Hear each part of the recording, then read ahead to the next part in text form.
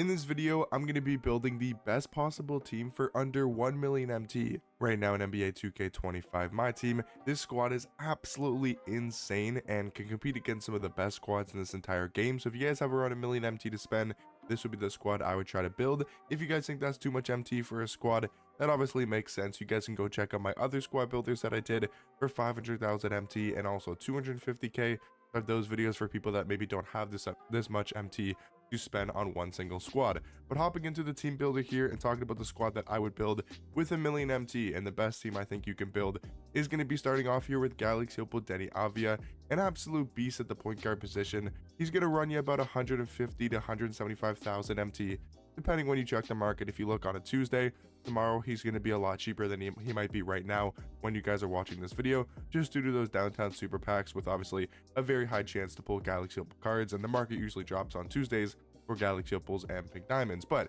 6'9" point guard in Denny Avia, 6'9" wingspan. I mean, you guys probably know this card by now. He's insanely tall at the point guard position. He has a really good jump shot, good dribble sigs. He's a great defender, really good at getting to the basket. Is Denny Avia. You guys have probably played against this card a bit. You guys most likely know this card quite a bit because he is so good at the point guard position. Now, a card you guys may have never honestly even heard of in game, or maybe never even seen in game, because he's kind of gone under the radar as an absolute beast at the shooting guard position, and that's going to be Dark Matter Rick Barry. We're talking about a 6'7" shooting guard with a 6'11" wingspan. His stats and his badges are, you know what, they're solid, and they're not anything incredible, but they're definitely solid stats and badges.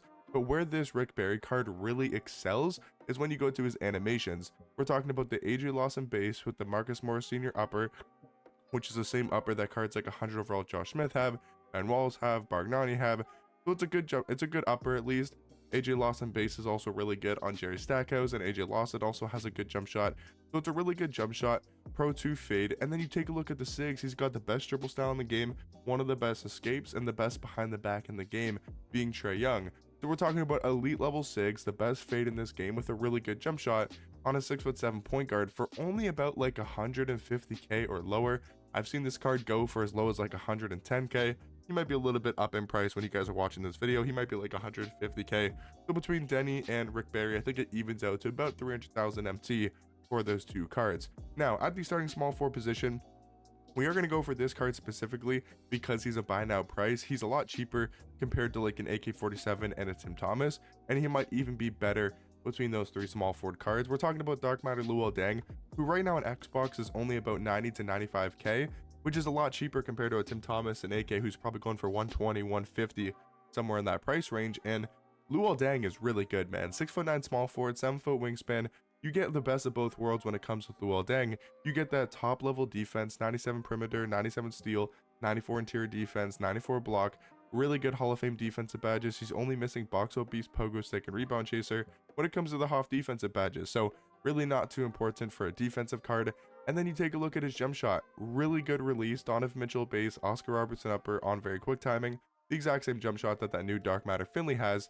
And it's one of my favorite jump shots in this game, 100%. It is so easy to green in the catch and shoot. He's also got the Kevin Durant fade, which can be super helpful to have. This is something that if you like Kevin Durant cards in the past, if you've used his fade in the past and you're good at creating separation with the fade and able to use that to your advantage, it can be a really nice asset to have, and that's something that I really think is underrated on Luol Deng. He's also got the Kemba escape, he's got the Garland behind the back, he's got the Fox size up, he's also got the Kawhi Leonard motion style, which if you guys don't know is the best motion style in this game for defense. His stance is one of the best, if not the best stance in this entire game for defense, and it really helps Luol Deng be even better on the defensive end. So for his price, I think Luol Deng is going to be an amazing card at the small forward position.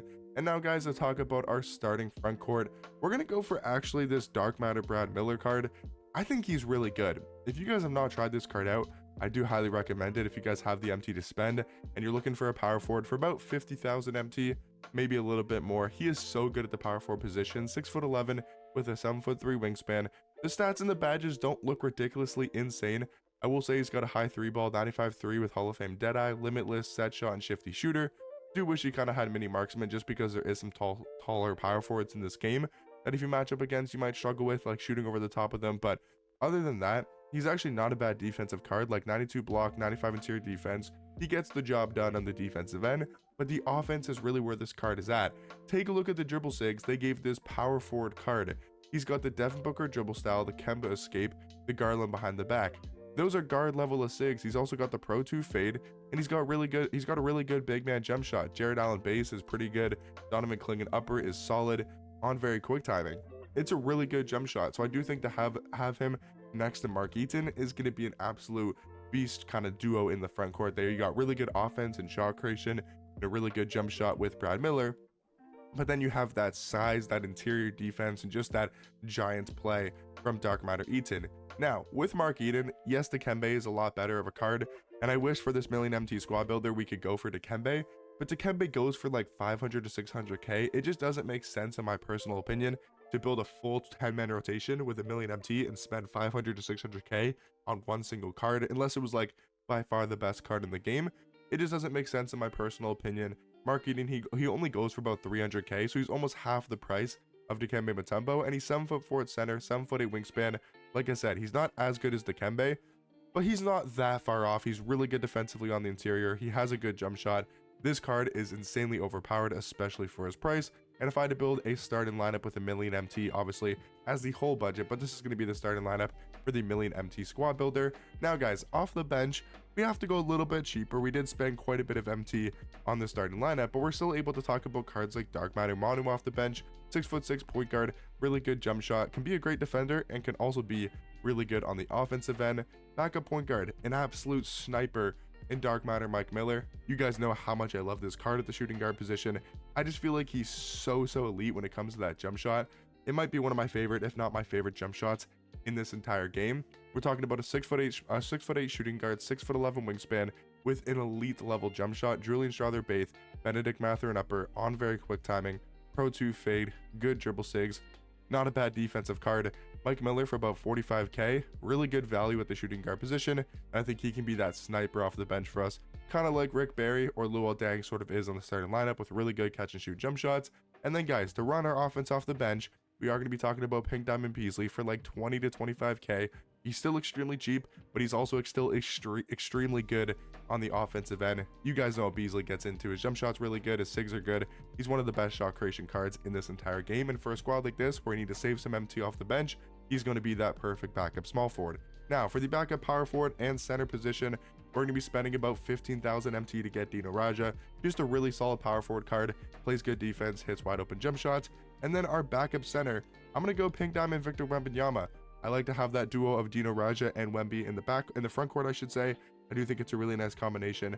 Wemby's about 85, 90k, maybe 100,000 MT at the most. He's still 7'4" with an uncontestable jump shot and is absolutely unbelievable in game. So in my opinion, guys, this is the best squad you guys can build with 1 million MT. Let me know what you guys think down below, and I'll catch you guys in the next one. Peace.